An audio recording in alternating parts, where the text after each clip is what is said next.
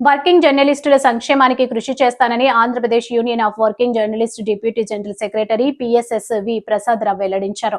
శుక్రవారం ఉదయం విజయనగరంలో ఏర్పాటు చేసిన విలేకరుల సమావేశంలో ఆయన మాట్లాడుతూ వచ్చే ఫిబ్రవరిలో ఐజేయు జాతీయ సమావేశాలు విజయవాడలో జరగనున్నాయని చెప్పారు. రాష్ట్రంలో జిల్లా స్థాయిలో వర్కింగ్ జర్నలిస్టులు ఎదుర్కొంటున్న సమస్యల్ని పరిష్కరించడానికి ఎప్పటికప్పుడు తన వంతు కృషి చేస్తానని, విజయనగరంలో వర్కింగ్ జర్నలిస్టుల సంక్షేమం కోసం కమిటీ ఏర్పాటు చేశామని, ఎవరికి ఎలాంటి సహాయం అవసరం అయినా అందించడానికి కమిటీ సభ్యులు కృషి చేస్తారని తెలిపారు. చిన్న పత్రికల సమస్యల్ని సమాచార శాఖ ఉన్నతాధికారులు దృష్టిలో పెట్టడం జరిగింది. మరోసారి వారిని కలిసి వివరించడం జరుగుతుంది అని చెప్పారు. అక్రిడేషన్ కమిటీ, రాష్ట్ర యూనియన్ కమిటీలో జిల్లాకి ప్రాధాన్యత ఉంటుంది. నిబద్ధత గల యూనియన్ గా మనకి రాష్ట్ర సంఘంలో గుర్తింపు ఉందని చెప్పారు. జిల్లా సభ్యుల సహకారమే ఈ స్థాయికి కారణమని, పదవి ఒక బాధ్యతగా భావించి పని చేస్తానని, ఇంకా ముందు కూడా ఇదే ఐక్యతతో పనిచేసి యూనియన్ కార్యక్రమాలు విజయవంతం చేయాలని పిలుపునిచ్చారు. ఈ సమావేశంలో యూనియన్ రాష్ట్ర కమిటీ సభ్యులు ఎంఎస్ఎన్ రాజు, కౌన్సిల్ సభ్యుడు టి రాధాకృష్ణ, జాతీయ కౌన్సిల్ సభ్యుడు వేదుల సత్యనారాయణ, జిల్లా కమిటీ అధ్యక్షుడు వెంకటేశ్వర మహాపాత్రో, కార్యదర్శి డేవిడ్ రాజు, జిల్లా కమిటీ ఉపాధ్యక్షుడు పంచాది అప్పారావు, చిన్న పత్రికల సంఘం జిల్లా అధ్యక్షుడు కేజీ శర్మ, విజయనగరం జర్నలిస్టుల సంక్షేమ సంఘం అధ్యక్షుడు లింగాల నరసింగరావు పాల్గొన్నారు. ఈ సందర్భంగా డిప్యూటీ జనరల్ సెక్రటరీగా ఎన్నికైన పిఎస్ఎస్వి ప్రసాద్ రావును శాల్వాతో సత్కరించారు. సిబిఆర్ టీవీ న్యూస్ చైర్మన్ బొగ్గుల రాజు.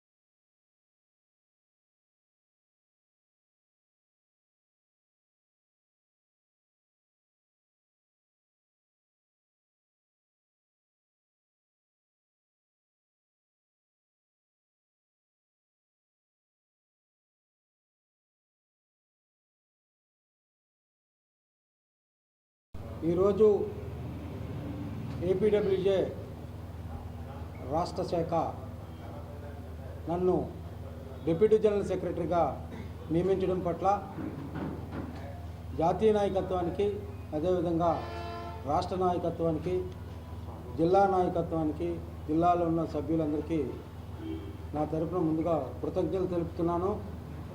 ఇంచేతంటే గత 27 సంవత్సరాలు పెట్టి నేను అనేక సేవలను చేయడం జరిగింది ఏపీడబ్ల్యూజే. ఆ సేవలకు ఎవరైనా ఏపీడబ్ల్యూజేలో గుర్తింపుగా యూనియన్కి సేవలు చేసినట్లయితే ఎప్పుడో ఒక రోజు ఒక మంచి ఫలితము వస్తుందని చెప్పడానికి నేను ఒక ఉదాహరణని మీ ముందు తెలియజేయడానికి నేను చాలా సంతోషిస్తున్నాను. అయితే ఈ పదవి అన్నది బాధ్యత అంతే తప్ప కానీ పదవి అనేది ఒక పెద్ద గొప్ప విషయం అయితే కాదు.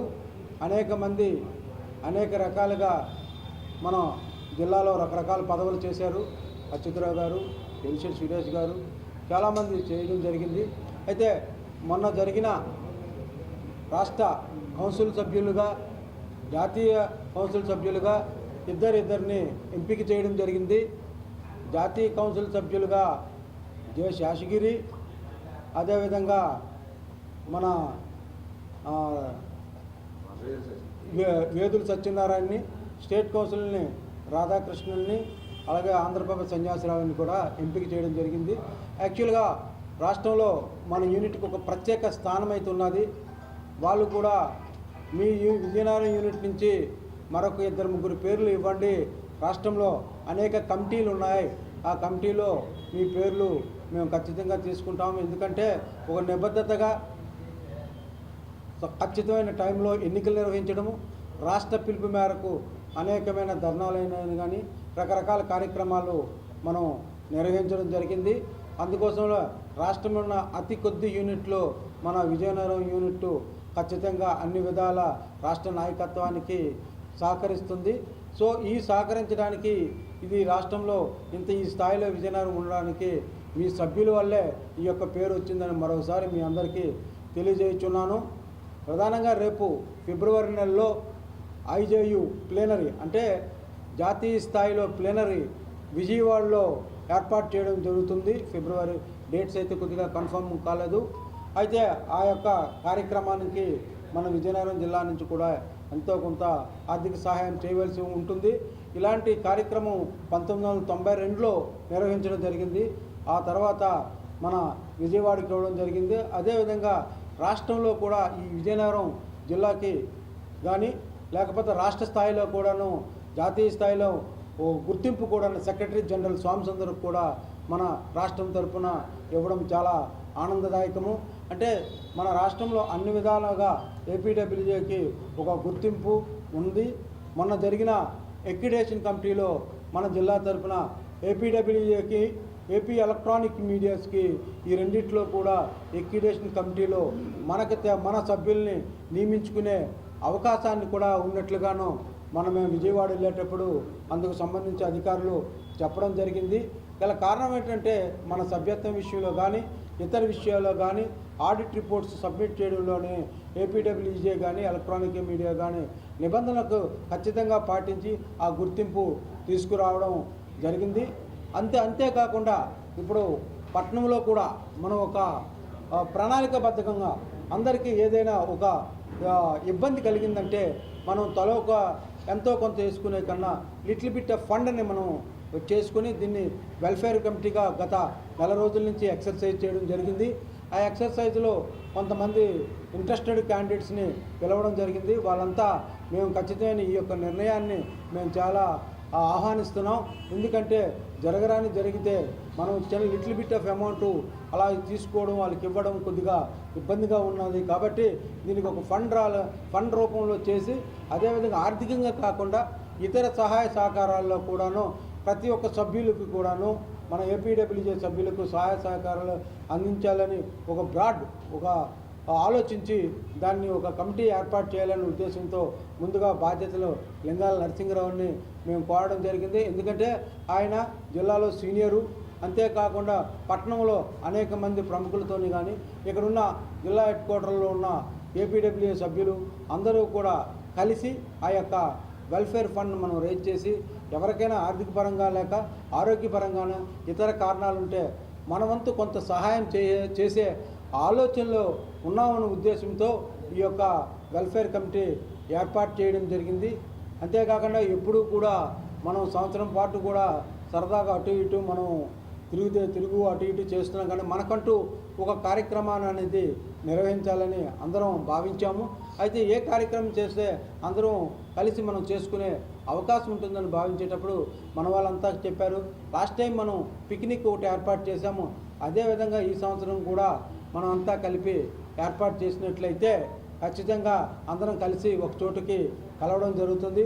కష్టసుఖాలను పంచుకోవచ్చు, కాసేపు అలాగా రిలాక్స్గా మాట్లాడుకునే ఉద్దేశం కూడా ఉంటుంది. కాబట్టి ఆ విషయాన్ని ఒకసారి ఆలోచించమన్నారు.